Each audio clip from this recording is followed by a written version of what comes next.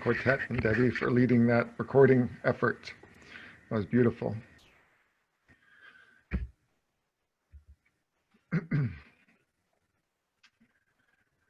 Early yesterday morning, I was working on building a fence in our backyard. We're building a 80-foot fence between the fences of our neighbors on each side. This fence will allow us to let the dogs have the run of our backyard. On the other side of this fence, off to the right in the picture, is a stream called the Long Quarter Branch that flows north from downtown Towson under 695 through our suburban neighborhood and into Loch Raven Reservoir. On the other side of that stream are some more trees and some open field, but then more houses eventually. So we can see our neighbors across the stream as well. As of yesterday morning, we were in the post-hole digging phase of the fence building project. And you never know what you're going to get when you are digging a post hole. It's kind of like a box of chocolates, except instead of coconut cream and raspberry, you get large roots and giant boulders. So I was out there digging post holes at 8 a.m., cussing and using muscles I'd forgotten about, but which have made their presence known this morning. And I wasn't really thinking about the post holes. That's one of the good things about hard physical labor. You don't have to concentrate exactly on what you're doing. You can think about other things. So I wasn't thinking about post holes. What I was thinking about instead was George Floyd, 46-year-old African-American man who was killed on Monday by the Minnesota police when an officer kneeled on top of Floyd, pressing his knee into Floyd's neck for 9 minutes while Floyd pleaded for his life and called for his mother. I was thinking about George Floyd, and I was thinking about the civil unrest that has erupted around our nation as a result of the murder by the police. My usual practice when there is yet another headline about police brutality in our nation against African Americans is to address it in the prayers of the people. Now, I know Leah is going to do that this morning. So I wasn't planning on addressing it in the sermon. Actually, I stopped preaching regularly on these incidents quite a while ago, maybe even 6 or 8 years ago. And I stopped preaching about them sort of every time they came up for 3 reasons. First, most of you do not need me to tell you that this kind of thing is wrong. You don't need me to offer moral reflection on whether this is okay. You don't need me to tell you that these killings are brutal, shameful, racially motivated, fear-based behavior that should be illegal and that is immoral. You don't even need me to tell you that this is part of a much larger problem of institutional and structural racism in our country. You know how evil this problem is. The second reason I don't preach on these incidents every time is that frankly, we live in a city where 300 people are killed every day, mostly every year, mostly Black men. We live in a city where the police force is so corrupt it has to operate under a federal consent decree to make it change its ways. We live in a country where police killings of Black men is commonplace. It happens all the time. And frankly, in the face of all this death and injustice, we as a congregation don't do a lot about it. We've had time. We've heard the stories. We've read the stories. We've seen the videos, all the videos, every time a video. We see it. We've heard the protests, the calls to action, and we don't do very much. So preaching about these incidents starts to feel at least impotent, if not hypocritical, at least for me as the preacher. If we're not going to try harder to fix the problem, how can we rail about it from the pulpit Sunday after Sunday? The third reason I tend not to preach about these incidents and pray about them instead is related to the second reason. I don't know what to do. I don't know where to start. I don't know how we make a meaningful difference. I wish I did. I wish I could lead you and tell you as your pastor that this is what we need to do to make the real change, to make it effective this time, to make it happen. But I don't know. So I can't do that. And so for those reasons, instead of preaching about these things, I usually choose to pray about them. I pray that we are inspired.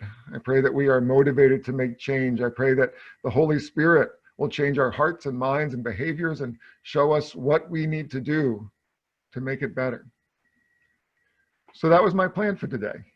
I wrote a very nice sermon about listening to the Holy Spirit and praying to the Holy Spirit. It's Pentecost Sunday, so there was a whole theme. I had really nice slides. But then as the week continued to unfold and it became clear that this incident was going to be different, the brutality of this particular murder, the inadequate justice that has been administered, still inadequate, the protests, the tweets from the president calling for violence, the violent police response, the destruction of property, and even more loss of life, the fires. This is going to be different. And so I was praying while I dug those post holes. And I tried to pray to the Holy Spirit in particular, which I don't usually do. I don't usually pray to the Holy Spirit. I don't usually name the Holy Spirit in my prayers. But actually, that's what my sermon was going to be about, is trying to do that more. And so I was trying to pray to the Holy Spirit. And I said, Holy Spirit, should I rewrite this sermon? It's Saturday morning.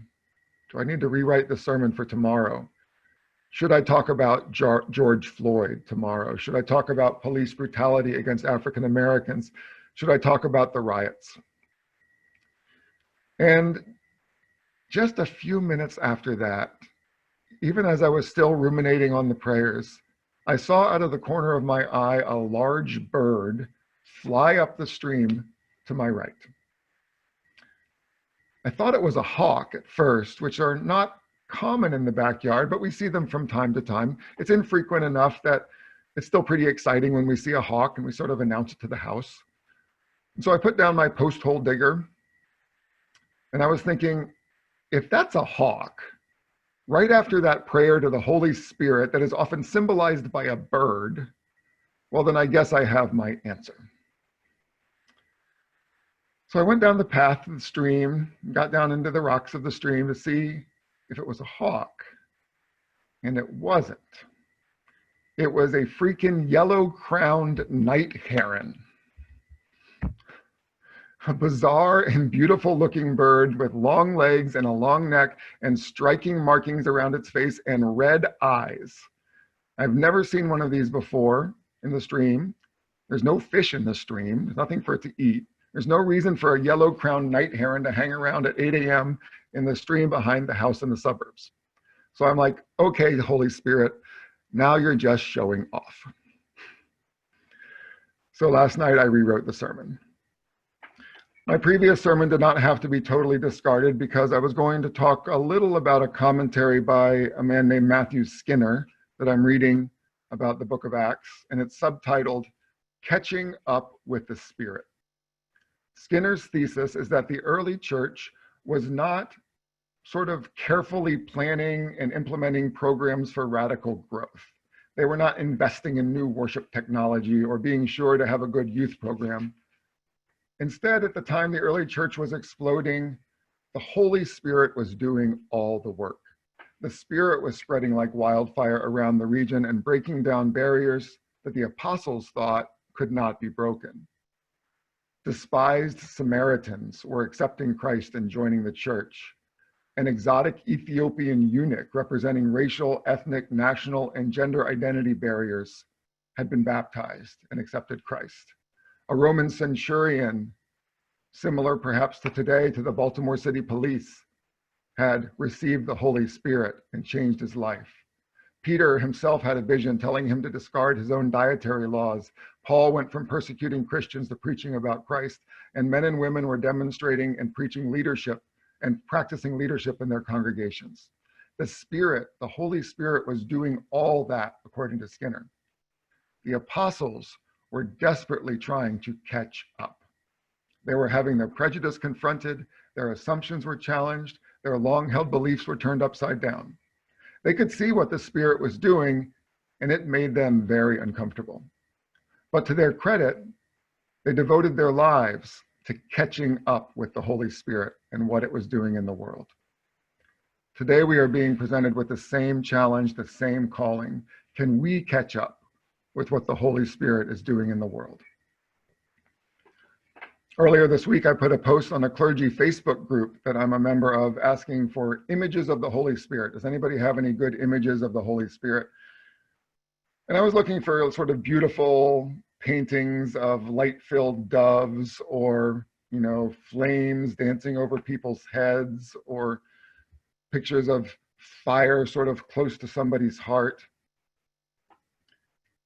But my clergy colleagues had very different ideas about what following the Holy Spirit was actually like. And keep in mind, these are pastors who pay a lot of attention to what it feels like to follow the Spirit. So one person posted this one, Elmo on fire. Another person posted this guy trying to write a sermon from his desk with his desk on fire. And then probably my favorite image of the Holy Spirit, a dumpster floating in floodwaters while on fire. Following the lead of the Holy Spirit is not always comfortable, happy, or peaceful.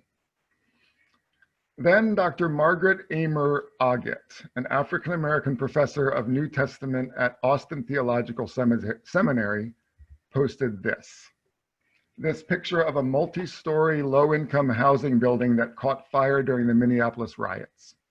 And this is what she wrote. She said, "Somebody needs to keep this building in mind as they prepare to preach on the Pentecost wind and fire. And yes, my many, many, many white preacher friends, I'm talking to you." I bet that makes some of us uncomfortable. I bet the idea that a building set on fire during a riot could be an image of God's Holy Spirit. I bet that idea is upsetting to some of us. It is to me. Assuming this was the result of arson of some kind during a protest that turned violent, how can we say that that's the work of God's Holy Spirit? So let's take a step back and reflect on this. During these times, we hear a call from many people, white and black, that protesters remain calm and protesters remain nonviolent. And we all, most of us, want protests to be nonviolent, to be peaceful protests. We want change to happen with not a lot of upheaval. We want it to be an easy transition. The problem is we can't dictate or control how people express their trauma. And the Black community in America has experienced generations and generations and generations and generations of trauma. Not all African Americans will react to the trauma in the same way. Not all have experienced it in the same way. But when people start expressing their trauma, when people stop holding it in, pushing it down, hiding it, silencing it, you can't dictate how that trauma is going to be expressed. The problem is not the expression of the trauma. The problem is the infliction of the trauma. Martin Luther King said that riots are the language of the unheard. And what is it that America has failed to hear, he asks. It has failed to hear that the plight of the Negro poor has worsened over the last few years. It has failed to hear that the promises of freedom and justice have not been met. It has failed to hear that large segments of white society are more concerned about tranquility and the status quo than about justice, equality, and humanity. And so in a real sense, he continues, our nation's summers of riots are caused by our nation's winters of delay. And as long as America postpones justice, we stand in the position of having these recurrences of violence and riots over and over again. Of course, Dr. King is right. So let's not make the mistake of equating property damage during a riot with generations of oppression experienced by African Americans in this country. We cannot make the mistake of saying, well, now there's wrong on both sides, because looting and lynching are not morally equivalent. An incomplete list of what African Americans have experienced in our country, of course, starting with 400 years of enslavement, segregation, Jim Crow, police violence, racial profiling, violence by white citizens against Black citizens, lynching in diverse forms, unequal employment opportunities so that resumes with Black names are not even considered for jobs, unequal pay, unequal education opportunities for their children, inequality in medical care, including doctors who don't believe Black people feel pain in the same way. That's been documented. There are a significant number of doctors who actually don't believe Black people feel pain in the same way. A drug war designed to imprison Black people, mass incarceration destroying generations of Black families, food deserts, unequal access to basic infrastructure, poisoned water, polluting factories built in Black neighborhoods, voter suppression, being persecuted while walking while Black, jogging while Black, driving while Black, shopping while Black, and birding while Black. Yes, even sighting a yellow-crested night heron is a different experience for me than it is for a Black person. I could go on and on and on, but we must not make the mistake of believing that property destruction or even violence during a riot is somehow the same thing, somehow morally equivalent to generations of oppression. They're not the same. They are both violent, but one person has a rock and the other person is driving a tank. And friends, I will go further and say that even when there is violence or property destruction, and I should say here that there are now credible reports that significant amounts of the destruction we see happening on TV this week is being started by white people, white groups looking to create chaos during these times, perhaps even intentionally to turn the narrative against Black people. But even when oppressed people do gather for peaceful protests and things get out of hand and the anger wells up and a protest turns to violent rage, even in the violence, God is still on the side of the oppressed. God is on the side of the kid with the rock, not the guy with the tank. God is always on the side of those with less power who have been abused by those with more power. Don't get me wrong, there are thousands of people of color around the country doing hard, good, peaceful work week after week, year after year, working to make the lives of people of color more equal to the lives of white Americans. There are groups that grow food in the inner city, groups that use community organizing to train for jobs and advocate for job creation, groups that are working to change unjust laws, groups doing community mediation, groups working to clean up blighted neighborhoods. And there are groups that protest, who raise up their Black Lives Matter signs and who march in the streets and who shut down freeways and do all kinds of creative civil disobedience. They get arrested and they get released and they keep fighting. The Holy Spirit is doing amazing work in this country. Part of that work may be burning down racism from the ground up. And the church, our church, the Church of Jesus Christ, needs to catch up. Did you know that in many groups that advocate and work for equality, pastors and church representatives are seen as suspect? We are not trusted. What are you doing here? What is your agenda in this meeting? Are you here to tell us how to do it the right way? In the 60s, the civil rights movement was inseparable from church. The modern movement for racial justice in this country has left the church behind, or more accurately, the church chose to stay behind. But now here we are. The Holy Spirit is at loose in the world, doing amazing, scary, radical, world-changing things, doing things that we might not even recognize as God's work because it's done in a way that makes us uncomfortable, that we judge as unhelpful or irrational or wrong or dangerous, or just not the way we would do it. But it's still the Spirit's work, and it's miraculous. So if we wanted to know anything even close to what the early church was knowing, what the early church was experiencing as we read the book of Acts, the energy, the life, the growth, the social change that can happen, we have to catch up with what the Holy Spirit is doing. What are we waiting for? Are we waiting for fire to appear over our heads? Are we waiting for a building to catch on fire? Are we waiting for an early morning visit from a yellow-crested night heron? Are we waiting for one more video of a policeman kneeling on a Black man's neck? What are we waiting for? Before we judge whatever uncomfortable thing we see protesters or advocates or social justice workers doing, ask first, what is the Holy Spirit doing? How is the Holy Spirit burning down injustice and oppression and inequality and tearing down structures that keep all of that in place?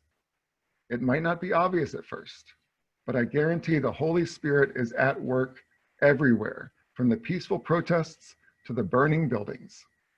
And we are being called to catch up. Amen.